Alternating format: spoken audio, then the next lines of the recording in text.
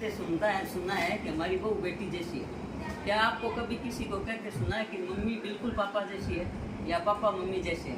नहीं, क्योंकि पापा पापा होते हैं और मम्मी मम्मी होते हैं। उन्हें किसी के जैसे होने की जरूरत नहीं है। जब हम किसी के जैसा होना चाहते हैं तो अपने अस्तित्व पर ही प्रहार कर देते हैं। बहू बेटी जैसी होनी चाहिए, ये वाक्य बहू की पहचान पर प्रसन्न उठता है। क्या बहू होने से आपके कोई खासियत नहीं है जो बेटी जैसा होने का प्रमाण मांगती हो? बहू होना क्या इतना बुरा है? कोई ये भी क्यों कहता है हम बहू को बेटी जैसा प्यार देंगे? इसका मतलब बहू जैसा प्यार या तो होता ही नहीं या फिर देने लायक नहीं होती। बहू बहू होती है और बेटी बेटी होती है। इसकी तुलना करना बेबुनियाद है। बेटी घर में जन्म लेती है, बहू पराये घर से आती है, अपना बचपन कहीं पीछे छोड़ आती है। वो बेटी से कैसे हो सकते हैं और क्यों वो बेटी जैसी? जब वो कहती है मैं बेटी जैसी हूँ, मैंने कहा मैं बचपन से तो किसी और की बेटी, अब अचानक स्टेटस कैसे बदल दूँ? बचपन में तुम किसी और की बेटी थी, अभी स्टेटस कैसे बदल दूँ? मुझे नहीं होना किसके जैसा, मैं स्वयं में ही संपूर्ण हूँ। अगर हो सके तो मेरे को पूरे वक्त में साथ खड़े रहना, मेरे स्वाभाविक कमजोरियों पर हंसना मत, मेरे मातृत्व पर सवाल मत खड़े करना, मुझे बेटी जैसा प्यार मत देना, पर मुझे बहू जैसा सम्मान जरूर देना। Very good. है और भाभी के बिना भी है। दोनों दोस्त बनकर रहने से यह रिश्ता बहुत ही प्यारा बन जाता है। दोनों एक दूसरे को प्रोत्साहित करें, अप्रिशिएट करते रहे तो परिवार का माहौल बहुत ही स्वस्थ बन जाता है।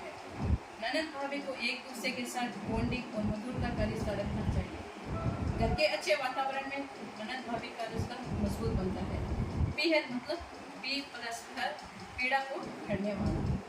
ननद भाभी का रिश्ता पवित्र और दोनों की प्रेम कहानी है अमर। ननद है भाभी का प्यार, भाभी है ननद की सबसे अच्छी याद। ननद भाभी के रिश्ते में ना आए कभी खटास, रहे आपस में प्यार और मिठास। ये बार हमको एक दो से कहना है जब हंसी मजाक से भरा ननद भाभी का रिश्ता। हंसी मजाक से भरा ननद भाभी का रिश्ता बहुत कुछ बताता है। यह हर अच्छे बुरे दौर में एक दूसरे के साथ खड़ा रहना सिखाता है। ना ननद और ना भाभी के बिना घर में रौनक होती है। जिस घर में दोनों को मान मिले वहाँ खुशियों की चमक होती है। ननद और भाभी के रिश्ते को मत तनावपूर्ण बनाइए। एक दूसरे की खुशियों में आप साथ साथ मुस्कुराइए। ना ननद और ना भाभी के लिए अच्छा होता है रिश्ते में तनाव का भूलना। मीठा मधुर रिश्ता चाहो तो एक दूसरे की शिकायत किसी और से ना करना। ननद भाभी के रिश्ते को सभी खट्टा मीठा मानते हैं। दोनों में अच्छी निभती है ऐसा कम ही जानते हैं। उम्र भर के ननद भाभी के रिश्ते को खूबसूरती से निभाइए। उनकी बुराइयां नहीं बल्कि अच्छाइयों पर ध्यान लगाइए। ये रिश्ता ऐसा है जैसे ताला और चाबी का, चाहे कितनी भी नोक झोंक हो, प्यार हमेशा बरकरार रहेगा। ननद भाभी। किसी भी रिश्ते को मजबूत बनाने के लिए आपसी अंडरस्टैंडिंग और एक दूसरे को समझना बहुत जरूरी होता है। ठीक इसी तरह से ननद भाभी का रिश्ता भी ऐसा ही होता है। दोनों की उम्र में ज़्यादा फर्क नहीं होता। ऐसे में दोनों के बीच लड़ाई झगड़े भी होते हैं, लेकिन इन लड़ाई झगड़े को कम कर दिया जाए तो ननद भाभी का रिश्ता बेस्ट फ्रेंड या बहन से कम नहीं होता। एक दूसरे के साथ समय बिताएं। शादी के बाद सिर्फ पति ही नहीं बल्कि परिवार के अन्य सदस्यों के साथ भी हमें समय बिताना चाहिए। खासकर ननद भाभी का रिश्ता ऐसा होता है, आप अगर साथ में शॉपिंग में जाएं, कभी कॉफी पर चले जाएं तो उससे आपका रिश्ता और ज़्यादा मजबूत होता है। दोनों के रिश्ते में मिठास आती है। एक दूसरे से चीज़ें शेयर करें। अगर आप चाहते हैं कि ननद भाभी में बेस्ट फ्रेंड या बहनों जैसा प्यार दे तो आप एक दूसरे से अपनी चीज़ें शेयर करें। कभी ननद भाभी से उनकी ड्रेस या साड़ी पहनने को मांग ले तो कभी भाभी भी ननद से झुमकी या कोई चीज़ मांग सकती है। इससे दोनों के बीच में प्यार बना रहता है और एक दूसरे को अपनी फ्रेंड्स मानने लगती हैं। चुगली करने से बचें। कई बार ऐसा होता है कि ननद भाभी के बीच किसी बात पर नोक-झोंक हो जाती है। ऐसे में आप इसकी चुगली अपने पति, सास या अपनी माँ से करने की बजाय अपनी ननद से बैठकर बातचीत करें। ठीक इसी तरह से ननद भी भाभी की बुराई यहाँ वहाँ ना करें। सीक्रेट शेयर करें। आप अपने दिल की बात अपनी ननद या अपनी भाभी को जरूर बताएं। इससे आपका मन भी हल्का होता है और आपको अपना सीक्रेट बताने वाली एक बेस्ट फ्रेंड भी मिल जाती है। पर शर्त यह है कि दोनों के बीच सीक्रेट बना रहे। छोटी छोटी चीजों में राय लें। कई बार छोटी छोटी चीजें ही रिश्तों को मजबूत बनाने के लिए काफी होती है। जैसे कि आप शॉपिंग कर रही हैं, उससे आप अपनी ननद या अपनी भाभी की राय लें। इससे दोनों के बीच में अच्छा बॉन्ड डेवलप होता है। ननद भाभी का रिश्ता केवल एक रिश्ता नहीं है, वास्तव में यह रिश्तों का एक गुच्छा है। वह दोनों माँ बेटी भी हैं, सहेलियाँ भी हैं, दो अलग अलग घरों की बहुएं भी हैं, दो अलग अलग घरों की बेटियाँ भी हैं। दोनों का सुख दुख साझा होता है। ಇದು ಅಪ್ಪ व्यवसाय से भी ले सका हाँ कि नारी घर भी संभाल रही है, बाहर संभाल रही है, अलग अलग पोस्ट पे काम कर रही है। तो वो चाहे पायलट हो, कुछ भी हो, कोई भी हर पोस्ट पे नारी काम कर रही है, पुलिस वाला हो, सब में ही है। फिर अलावा घर पे भी मेरा रूप अनेक है, माँ, बहन, ननद, भाभी, बहू।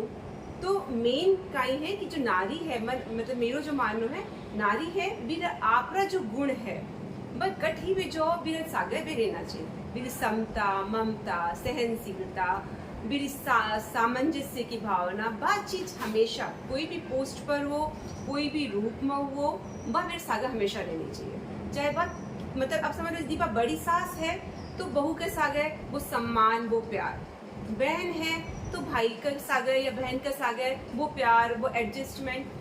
तो बीच जो वो एक डिफरेंस है जेंट्स और लेडीज में, नारी और जेंट्स में जो डिफरेंस है वो बीच ने हमेशा लेकर के ही सागा चलना चाहिए। वह अपना गुण है, वे अपन हमेशा याद रखना चाहिए कि मेरे में भगवान वो गुण दे करके भी जो है वो काम मैं ही कर सकूँ। आप यदि कंपेरिजन करना कि जेंट्स को नहीं कर सके तो जेंट्स में को नहीं, बात चीज अपन मान के ही चलनी चाहिए कि बा जो सहनशीलता, अपन में समता और जो धीरज जो भगवान ऊपर से गॉड से गिफ्टेड है अपन है, तो वो गिफ्ट अपन इतना बड़ो मिलेडो है तो वो अपन ने ही करनो है। जो एडजस्टमेंट है लाइफ में वो अपन ने ही करनो है।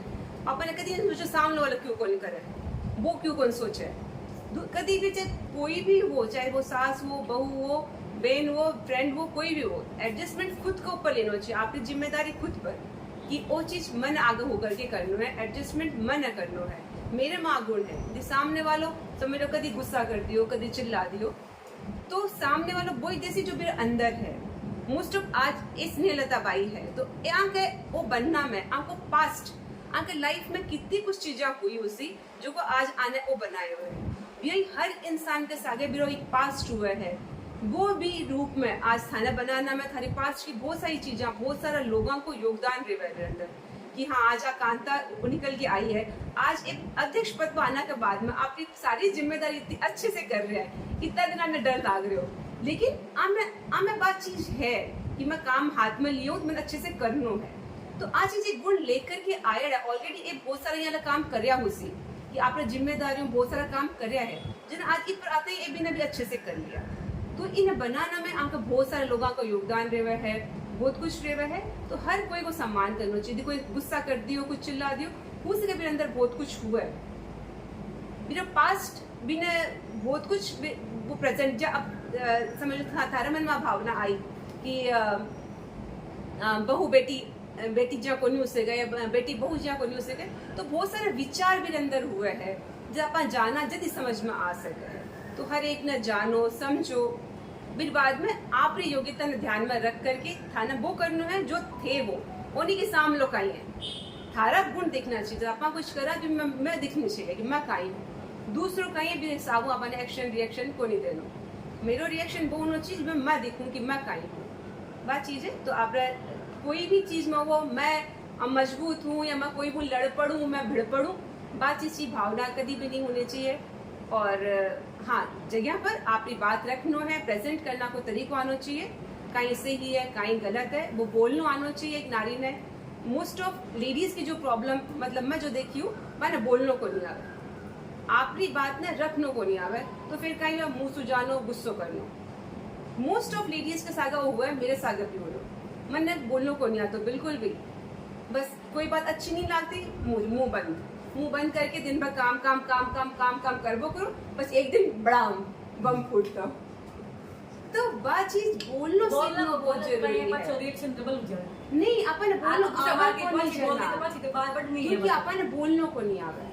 अपन जिस दिन बोलनो आ जासी नहीं, आपकी बात ने हंसकर प्रेजेंट करनो आ जासी नहीं, विदिन कोई बम कौन फूटे थारो हसा तो बोल गेली है नहीं तरीका है। उसकी बात भी तो मैंने समझ में आनी नहीं खुद की बात प्रेजेंट करनो आनो सामने ने समझ में आनी नहीं आनी बात तो बात की बात है। बहुत से आज नहीं समझे कल भी समझ में आ जावे।